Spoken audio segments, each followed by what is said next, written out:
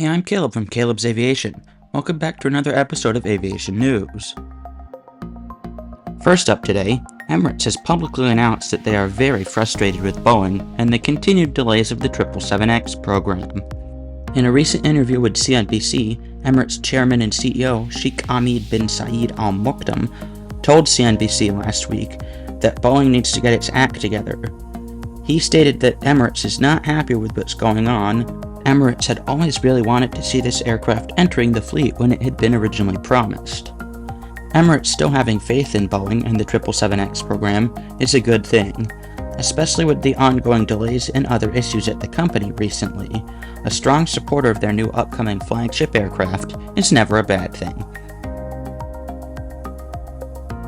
In fact, several Boeing 777-9s have been spotted already built to be delivered to the airline as soon as the plane is certified by regulators worldwide. In recent years, Emirates has really been focusing on fleet renewal efforts, and the 777X is a key part of that plan.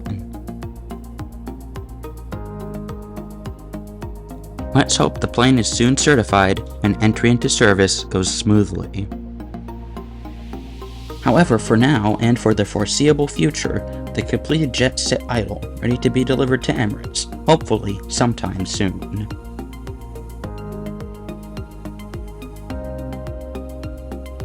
Next up, we have major Airbus A350 developments and news over at Qantas. For those who don't know, Qantas ordered 12 A350-1000s in August 2023, as well as 12 Boeing 787-9s to help with their fleet renewal over the next decade.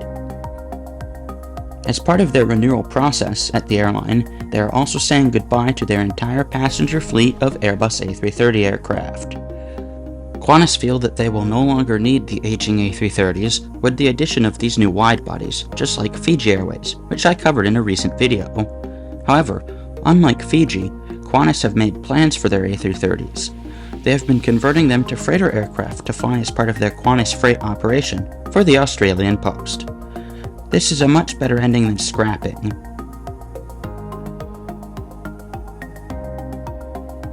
Additionally, Qantas has also been renewing its short and medium-haul fleet by ordering the Airbus A321neo, and QantasLink has just started flying the brand new Airbus A220. These are both fabulous aircraft, and will further help Qantas streamline their operations over the coming decades. Next up, several airlines have experienced severe turbulence on some recent flights that have made headlines. First off, there's United Airlines. United Flight 128, a daily service connecting Rio de Janeiro to Houston, experienced severe turbulence. So did another United Flight 84, which had just taken off from Newark and was en route to Tel Aviv when it experienced severe turbulence. It diverted to Stewart Airport in upstate New York. In both flights, some critically injured passengers were rushed to the nearest hospitals.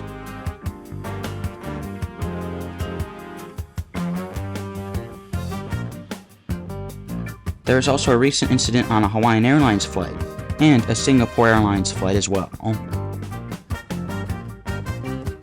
Singapore Airlines Flight 305 was flying en route from London through to Singapore when it experienced severe turbulence over northwestern Thailand.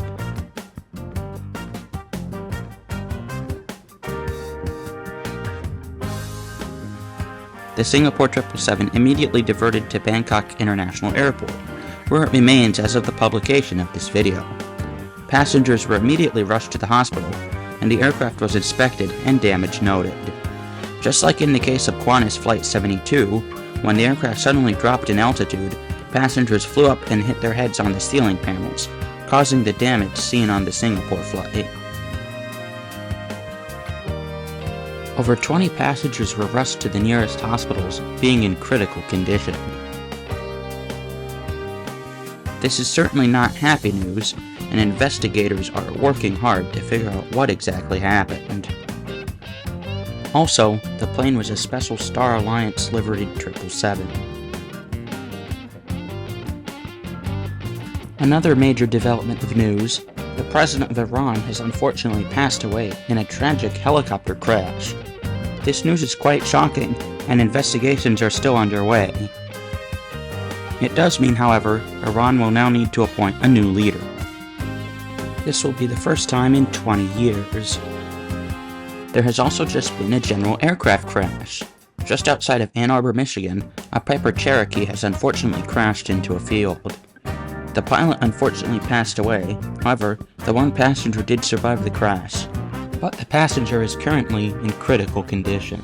This crash is one particularly hard to hear about for me, as I fly out of Ann Arbor Airport, where this plane departed from.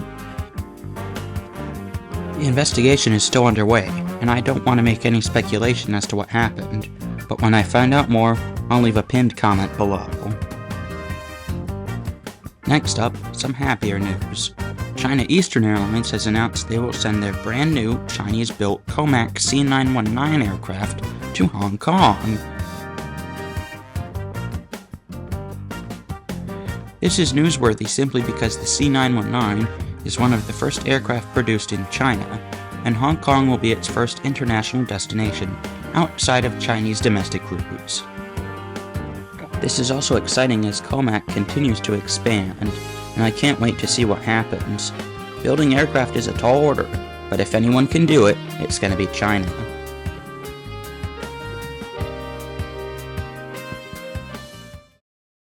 Next up, Pratt&Whitney have discovered more problems with their geared turbofan or GTF engine series, particularly the PW1100s.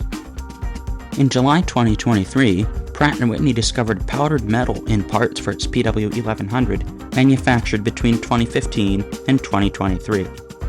If this issue went unresolved, the engines could be completely destroyed and totally unusable, as the main compressor of the engine was corroding away. These issues primarily affected the Airbus A320neo. Since April of 2024, 32% of the total fleet of jets with GTF engines were in storage for inspections and replacement parts. Pratt&Whitney say that repairs could take up to 300 days per engine, and Pratt&Whitney also estimate that as many as 350 aircraft could be grounded globally for work each day for the next 3 years. Hopefully these issues can soon be resolved, but it really makes you question their slogan, dependable engines. Finally, we have JetBlue, who have announced expansion plans in San Juan, Puerto Rico. JetBlue has flown and had a substantial operation to the U.S. territory for many years. However, they're now adding a crew base and expanding the operations even further. JetBlue believes by expanding from San Juan, they'll have a larger reach of destinations across the Caribbean or to Central and South America, especially when the new JetBlue brand fully rolls out by 2025. This is exciting and could also mark the possibility of short island hopper flights by the carrier with their new Airbus A220. That would be awesome. However, us aviation enthusiasts can only hope until then. Well, that's all the aviation news I have for you this time. Make sure you subscribe to my channel, ring the notification bell to all, and leave me a comment. I hope you're enjoying this series on aviation news, but you know the drill. As always, until next time, I'll be wishing you blue skies and tailwinds.